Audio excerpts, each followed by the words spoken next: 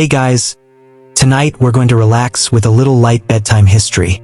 You know, something cheerful, cozy, and absolutely guaranteed to lull you to sleep. And what's more relaxing than the Black Death? Yes, the deadliest pandemic in European history. A soothing lullaby of rats, fleas, and deeply questionable medical advice. So, if you haven't already, dim your lights, maybe make some tea, curl up in bed, let your brain melt slowly into a puddle. Because for the next hour and a half, we're going to wander gently, very gently, through the strange, tragic, and sometimes ridiculous world of medieval plague cures. And trust me, they tried everything. From onions to emeralds, from holy relics to vinegar baths, from burning entire neighborhoods to rubbing chickens on their armpits. Spoiler, none of it worked. But the story of how people thought they could cure plague is strangely comforting. It's human, it's messy, it's funny in a dark way, and best of all, it's sleep-inducing. So let's float back, slowly, to the 14th century. Europe is about to be hit by the deadliest pandemic it has ever known. And the only medical tools on hand?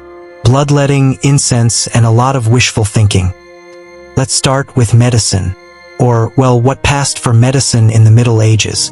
The dominant theory at the time was the four humors: blood, phlegm, yellow bile, and black bile. If you were sick, it was because these magical bodily juices were out of balance. And the best way to balance them was, apparently, to drain some of them out. So, the number one plague cure was bloodletting. Yes, if you were feverish, covered in pus-filled boils, and on the verge of death, the doctor's solution was, let's open a vein.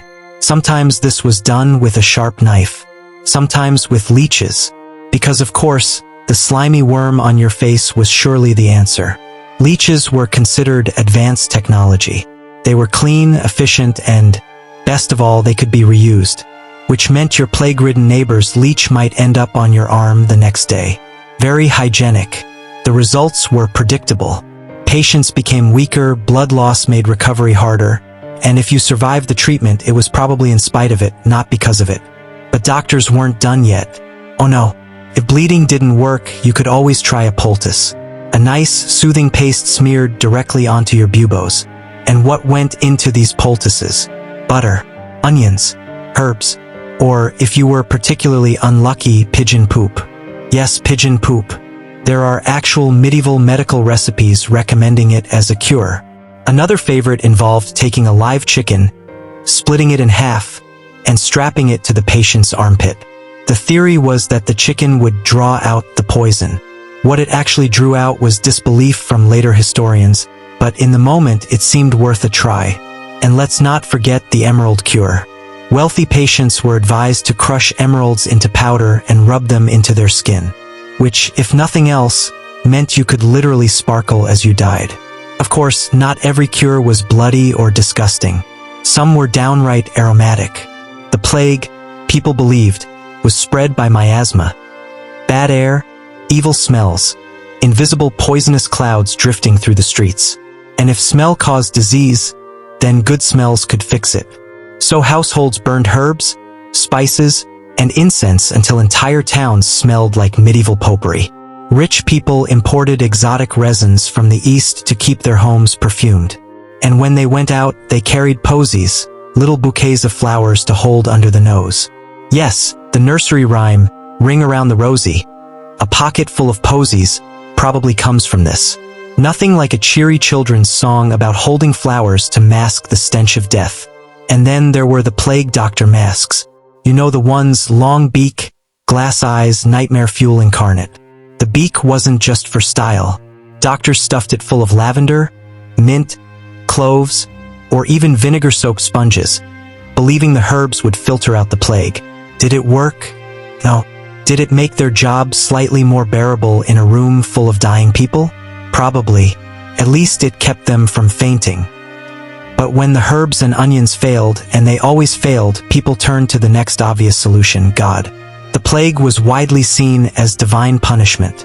Humanity had sinned, and this was the heavenly slap on the wrist. So naturally, cures turned spiritual. Pilgrimages became popular. People walked to holy shrines, begged saints for mercy, and touched relics for healing. Saint Roch was especially fashionable because he was said to have survived plague himself. Owning a little medal with his face was like having medieval health insurance. Others clutched relics. Bones of saints, scraps of clothing, even vials of Mary's milk, which, yes, was probably just chalky water. Whether genuine or fake, relics were believed to carry divine power. Then there were the flagellants. These were groups who wandered from town to town, whipping themselves bloody in public squares to atone for sin. Imagine you're already depressed because half your neighbors are dead, and now 40 men are marching past your house, chanting hymns and lashing their backs open. Did it cure plague? No. Did it spread plague faster because of open wounds and large crowds? Absolutely. The church eventually banned the flagellants, worried they were getting too popular, which was, ironically, one of the few effective public health interventions of the era. Other religious cures included fasting, endless prayer processions, and drowning yourself in holy water. Some priests even sold special amulets inscribed with psalms. Wear one around your neck and supposedly you'd be safe. Spoiler, you weren't. And when all else failed, people looked for scapegoats, which led to the horrific pogroms against Jewish communities, accused of poisoning wells or causing plague with witchcraft. In reality, Jewish communities often had slightly better survival rates, thanks to stricter hygiene practices. But instead of admiring that, Europeans decided to burn them alive. Humanity's track record, not great. Of course, not everyone could afford emeralds or pilgrimages. For ordinary people, the answer was often, just change your lifestyle. One big piece of advice: stop bathing.